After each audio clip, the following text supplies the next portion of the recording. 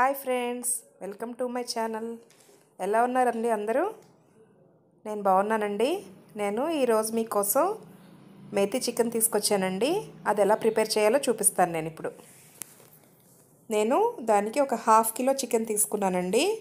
దాన్ని వాటర్లో శుభ్రంగా కడుక్కుని సాల్ట్ వాటర్లో సోక్ చేసి పెట్టుకున్నాను ఒక హాఫ్ అన్ అవర్ ముందు. అలాగే 2 కట్టలు మెంతికూర తీసుకున్నానండి. అలాగే 2 టమాటాలు, అలాగే ఒక 7 పచ్చిమిరపకాయలు, ఒక 3 ఉల్లిపాయలు తీసుకున్నానండి. ఇవి గ్రేవీ ఎక్కువ కావాలనుకున్న వాళ్ళు 3 వేసుకోండి. గ్రేవీ తక్కువ కావాలనుకున్న వాళ్ళు 2తో సరిపెట్టేసుకోవచ్చు. అలాగే ఉప్పు, కారం, పసుపు. ఇప్పుడు దీన్ని ఎలా ప్రిపేర్ చేయాలో చూపిస్తాను నేను. ఫస్ట్ స్టవ్ వెలిగించుకున్నాను. అలాగే ప్యాన్ పెట్టుకుని దాంట్లో ఒక 4 టేబుల్ స్పూన్స్ ఆయిల్ వేసుకున్నానండి. ఆయిల్ హీట్ అయిన తర్వాత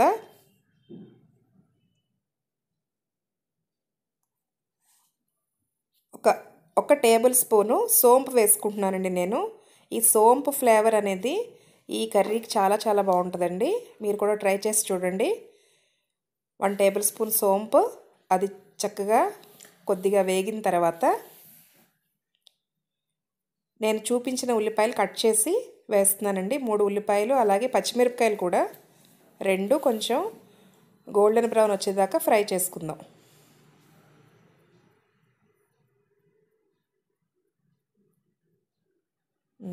ఇప్పుడు ఇవి గోల్డెన్ బ్రౌన్ వచ్చేసాయండి. ఇప్పుడు దీంట్లో మనం టమాటా యాడ్ చేసుకుందాం. ఈ టమాటా ప్లేస్లో మనం పెరుగు కూడా తీసుకోవచ్చండి. ఒక 2 నుంచి 3 టేబుల్ స్పూన్లు పెరుగు కూడా తీసుకోవచ్చు. కానీ నేను టమాటా వేసుకున్నాను. పెరుగుతో కూడా బాగుంటుంది కర్రీ. టమాటా కూడా దోరగా వేగిందండి. ఇప్పుడు మనం దీంట్లో చికెన్ వేసుకుందామండి. నేను సోక్ చేసి పెట్టుకున్న చికెన్ వేసుకుంటున్నాను. ఇప్పుడు దీంట్లో మనం సాల్ట్ అలాగే పసుపు యాడ్ చేసుకుందాం. ఈ చికెన్ కర్రీకి ఎంతైతే సాల్ట్ పడుతుందో ఆ సాల్ట్ తీసుకున్నానండి నేను. అలాగే ఒక హాఫ్ టేబుల్ స్పూను పసుపు వేసి బాగా కలుపుకుందామండి.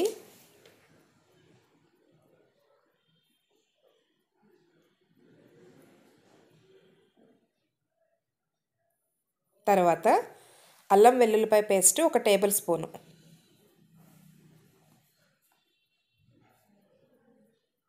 అలాగే ధనియాలు, జీలకర్ర, గసగసాలు కలిపి వాటర్తో గ్రైండ్ చేసుకున్న పేస్ట్ ఒక టేబుల్ స్పూను సరిపోతుందండి. ఎక్కువ మసాలా వేసిన ఫ్లేవర్ మారిపోతుంది. ఈ కూరకి ఆ మసాలా సరిపోతుంది. ఇంకా ఎక్కువ క్వాంటిటీ తీసుకున్న టేస్ట్ మారిపోతుందండి. ఇప్పుడు ఈ మసాలాలు, ఈ ఉప్పు, పసుపు అన్నీ బాగా కలుపుకుని దీనికి మూత పెట్టి ఒక 5 మినిట్స్ వదిలేద్దామండి.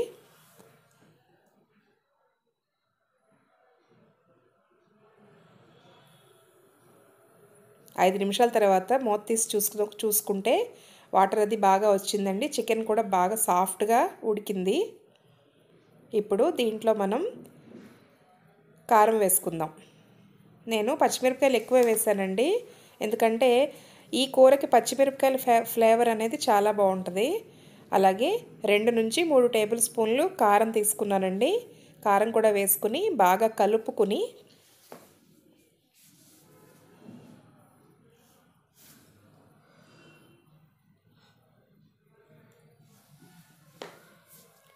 నెక్స్ట్ స్టవ్ మీద ఒక గిన్నె పెట్టుకుని ఆ గిన్నెలో కొంచెం వాటర్ తీసుకున్నానండి. ఒక చిన్న గ్లాస్ వాటర్ అది హీట్ చేసుకుంటున్నాను నేను. ఈలోగా ఇది ఒకసారి ఇక్కడ కలుపుకున్నాను.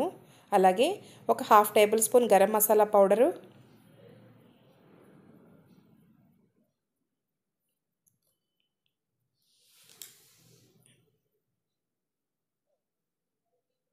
అలాగే నేను కడిగి శుభ్రం చేసి ఉంచుకున్న 2 కట్టల మెంతికూర దాంట్లో వేసేసుకున్నానండి. ఒకసారి ఇది బాగా కలుపుకుని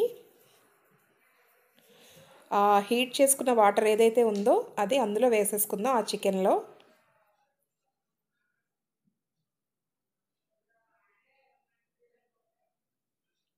ఓకేనండి. ఇప్పుడు ఇది ఒకసారి కలిపేసుకుని ఒక 5 మినిట్స్ మనం మూత పెట్టి వదిలేద్దాం. హైలోనే ఉంచుకోవాలండి స్టవ్.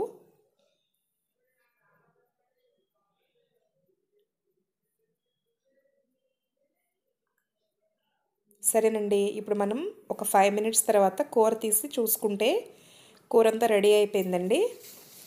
చక్కగా దీనికి ఇవ్వాల్సిన టైం మనం ఇచ్చేసాం కదా. కూర అయితే రెడీ అండి. ఇప్పుడు దీన్ని నేను స్టవ్ ఆఫ్ చేసి డిష్ అవుట్ చేసి మీకు చూపిస్తాను. నేను డిష్ అవుట్ చేసుకున్నాను. వేడిగా మేతి చికెన్ రెడీ అయిపోయిందండి. మీరు కూడా ట్రై చేసి టేస్ట్ చేయండి. సరేనా మరి? చాలా టేస్టీగా ఉంటుందండి. నా వీడియో కనుక మీకు నచ్చినట్టయితే లైక్ చేయండి, షేర్ చేయండి, సబ్స్క్రైబ్ చేసుకోండి, బెల్ ఐకాన్ క్లిక్ చేయండి. ఇది చపాతీతో తింటే, రోటీ చపాతీ దాంతో తింటే చాలా బాగుంటుందండి. రైస్తో కూడా ఓకే. సరే మరి టేస్ట్ చేయండి. ఓకేనా మరి? Bye friends.